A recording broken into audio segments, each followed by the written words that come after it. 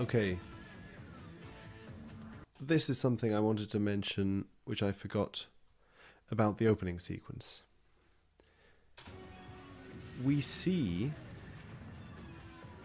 Norman transform into the eye of a dragon, and the dragon's fire lights the torch that Max is holding to explore this doorway, this portal.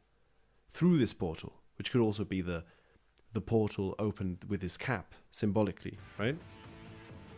So this, if the dragon is what fires up, the dragon here is presented in some sense like a villain.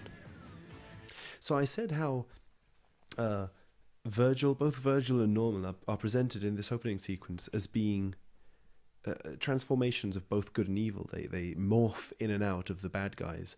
And I hadn't noticed this with Max, but Max as well. The dragon lights his torch that he uses to explore the darkness of the dragon itself.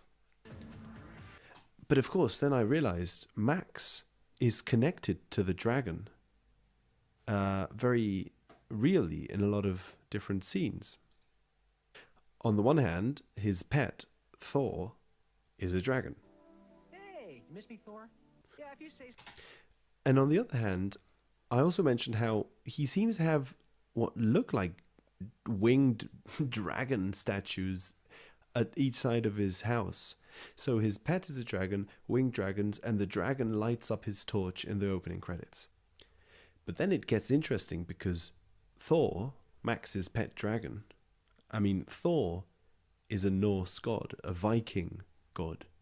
Norman is a Viking name, as far as I can tell. And he himself is very Viking-like. And he is in the eye of the dragon, the eye of Thor. But then the thing is, Thor, the god, is very often described as having red hair and a red beard. So Norman has red hair and a red beard. He could be a symbol for Thor. Thor is a protection god, a guardian. Norman is a protector of Mighty Max.